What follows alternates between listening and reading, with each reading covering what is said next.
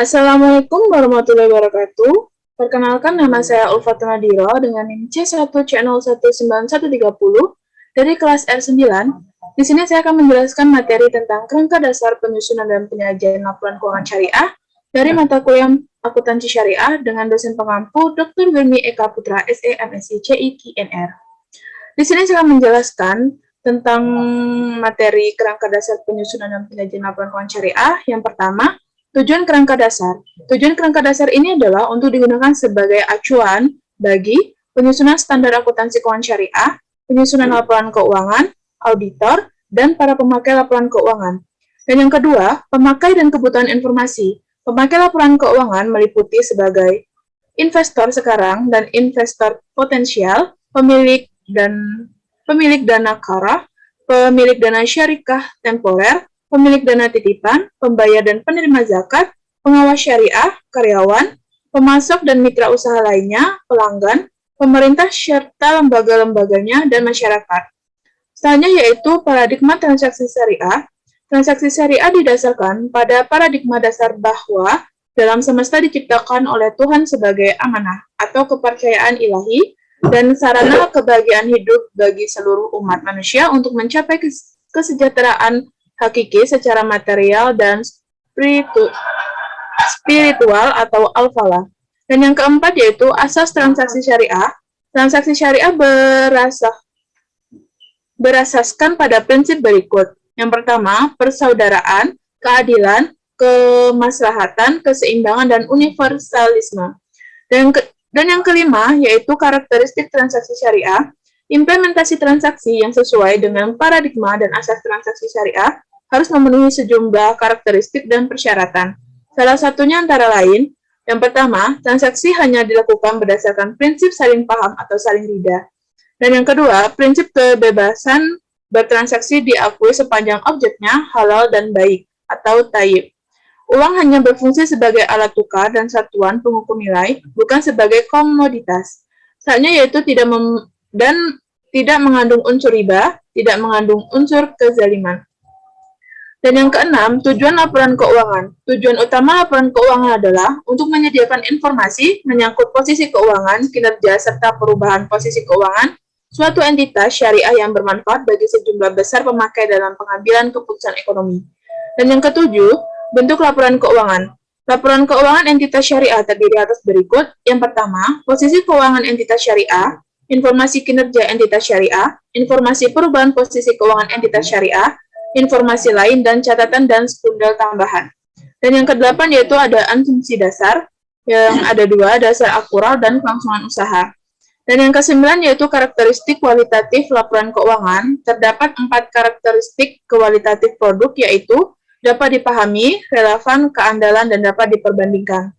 Dan yang ke-10 yaitu kendala informasi yang relevan dan adil, yaitu kendala informasi yang relevan atau adil terdapat dalam hal sebagai berikut, yaitu tepat waktu dan keseimbangan antara biaya dan manfaat. Dan yang ke-11 yaitu unsur-unsur laporan keuangan. Sesuai karakteristik, laporan keuangan entitas syariah antara lain meliputi seperti komponen laporan keuangan. Dan yang ke-12, pengukuran unsur laporan keuangan. Terdapat biaya historis atau historical cost, biaya kini dan current cost, nilai realisasi atau penyelesaian, atau realizable atau installment value. Dan yang ke-13, laporan keuangan entitas syariah atau PSAK 101 revisi 2016. Sesuai dengan PSAK 101 revisi 2016, laporan keuangan ini disajikan oleh entitas yang melakukan transaksi syariah pada anggaran dasarnya. Terminologi dalam PSAK ini dapat digunakan oleh entitas yang berorientasi laba.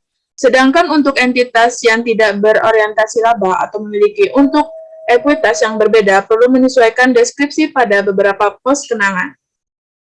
Yaitu selanjutnya yaitu konsep dasar akuntansi menurut AAOIFI dan pemikir Islam. Yang pertama, tujuan akuntansi keuangan dalam laporan keuangan. Terdapat tujuan akuntansi keuangan untuk lembaga keuangan syariah menurut AAOIFI yaitu sebagai berikut. Dapat digunakan sebagai panduan bagi Dewan Standar untuk menghasilkan standar dan konsisten. Tujuan akan membantu bank dan lembaga keuangan syariah untuk memilih berbagai alternatif metode akuntansi pada saat standar akuntansi belum mengatur. Tujuan akan membantu untuk memandu manajemen dalam mengatur pertimbangan atau judgement pada saat akan menyusun laporan keuangan. Tujuan jika diungkapkan dengan baik akan meningkatkan kepercayaan pengguna serta meningkatkan pemahaman informasi akuntansi sehingga akhirnya akan meningkatkan kepercayaan atas lembaga keuangan syariah. Dan penempatan tujuan yang mendukung penyesuaian standar akuntansi yang konsisten. Dan yang kedua yaitu pemakai dan kebutuhan informasi. Terdapat yang pertama, pemegang saham, yang kedua, pemegang investasi, dan yang ketiga, pemilik dana, keempat, pemilik dana tabungan, kelima, pihak yang melakukan transaksi bisnis, keenam, pengelola zakat, dan ketujuh, pihak yang mengatur. Selanjutnya yaitu paradigma, asas, dan karakteristik transaksi syariah. Paradigma, asas, dan karakteristik transaksi syariah tidak dapat dipisahkan dari ekonomi Islam, karena ekonomi Islam merupakan pelaksanaan syariah Islam dalam konteks muamalah. Hal ini menunjukkan bahwa transaksi syariah seharusnya didasarkan atas prinsip dasar ekonomi Islam dalam rangka mencapai tujuan syariah. Selanjutnya yaitu bentuk laporan keuangan. Yang pertama, laporan perubahan posisi keuangan, laporan laba rugi, laporan perubahan ekuitas atau laporan perubahan saldo laba, laporan arus kas, dan laporan perubahan investasi yang dibatasi dan ekuivalinya, laporan sumber dan pengamanan dana zakat serta dana sumbangan, laporan sumber dana penggunaan dana Kharat Hasan. Selanjutnya yaitu syarat kualitatif laporan keuangan menurut AAOIFI, yaitu terdapat relevan, dapat diandalkan, dapat dibandingkan, konsisten, dan dapat dimengerti. Selanjutnya yaitu perdebatan para pemikir Islam mengenai kerangka akuntansi. Ada konsep unit akuntansi. Konsep ini diartikan bahwa setiap perusahaan adalah suatu unit akuntansi yang terpisah dan harus dibedakan dengan pemiliknya atau dengan perusahaan lain. Menurut Belkot tahun 2000, dan yang selanjutnya itu kegiatan usaha yang berkelanjutan. Konsep berkelanjutan ini dijelaskan mengasumsikan bahwa perusahaan akan terus berkelanjut di masa yang akan datang. Pendapat ini didukung dengan mengatakan bahwa Islam sangat mendukung orang yang bekerja dan menabung untuk mengantisipasi masa depan. Dan selanjutnya satuan mata uang. Konsep ini memiliki dua konsekuensi. Pertama, akuntan hanya akan memperhitungkan segala sesuatu yang hanya dapat dinyatakan dengan mata uang serta mengabaikan informasi yang tidak dapat disajikan dalam satuan mata uang. Kedua, mengabaikan kenyataan bahwa daya beli mata uang tidak selamanya sama karena adanya inflasi. Perubahan harga akan menimbulkan dua masalah dalam akuntansi, yaitu masalah penilaian dan masalah pengukuran. Selanjutnya yaitu mengenai beberapa pemikiran ke depan.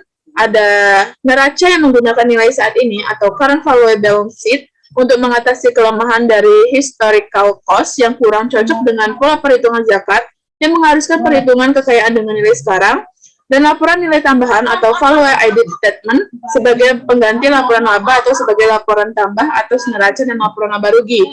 Dan ada konsep nilai tambah pada awalnya dikembangkan dalam akuntansi sosial dan lingkungan atau MOK 2003 dan dianggap sebagai jawaban atas kelemahan akuntansi keuangan konvensional sehingga diusulkan sebagai laporan tambahan. Selanjutnya yaitu ada Baydon dan Welch tahun 1994 sampai 2000 mengusulkan bentuk laporan ini tambah syariah setelah melakukan rekonstruksi melalui telah filosofi teoris akuntansi syariah. Baiklah, mungkin cukup sekian penyampaian materi yang dapat saya sampaikan. Jika terdapat kesalahan dalam penyampaian, saya mohon maaf. Saya akhiri, wassalamualaikum warahmatullahi wabarakatuh. Terima kasih.